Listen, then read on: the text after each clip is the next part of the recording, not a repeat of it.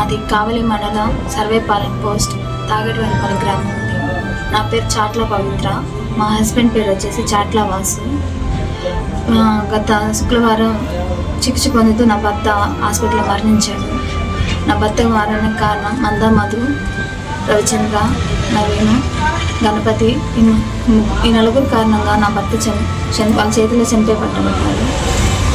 అసలు కారణం ఏంటంటే మందా మధుకి పదవిలో ఉన్నాననే గర్వం ద్వారా, అహంకారం ద్వారా, తనకి సపోర్ట్ చేయట్లేదన్న ఒక కారణం ద్వారా మా మీద కక్ష కట్టి మమ్మల్ని దౌర్జన్యం దిగజారాడు.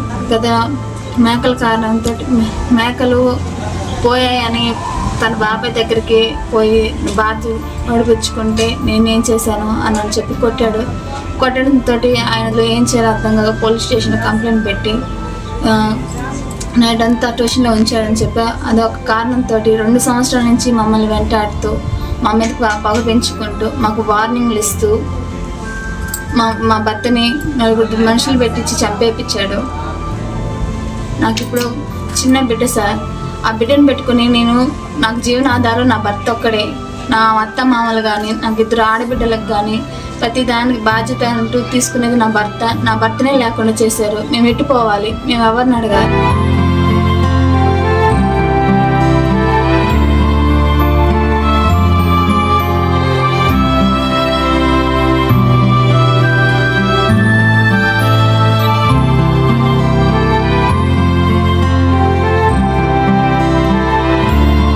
మాజీ ఎమ్మెల్యే అయిన ప్రతాప్ కుమార్ రెడ్డి గారి అనుచరుడైన మందా మధు తన పదవిలో ఉన్న అహంకారంతోనే ఇలా అదంతా చేశాడు.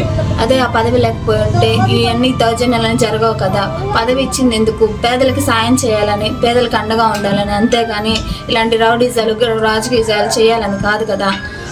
కాబట్టి తన పదవిలో ఉండబట్టే కదా మాకు ఇలాంటి అన్యాయాలు జరుగుతున్నాయి. త్వరగా పదవి నుండి సస్పెండ్ చేయాలా. కానీ ఇప్పటి వరకు మాకు ఎలాంటి న్యాయం అనేది జరగలేదు. అసలు ఎవరు ఏది అనేది సమాధానం మాకు ఇవ్వడం లేదు. మాకు వచ్చి వాళ్ళు వచ్చి మాతో ఏమి సమాధానం చెప్పడం లేదు, ఏమి మాట్లాడడం లేదు.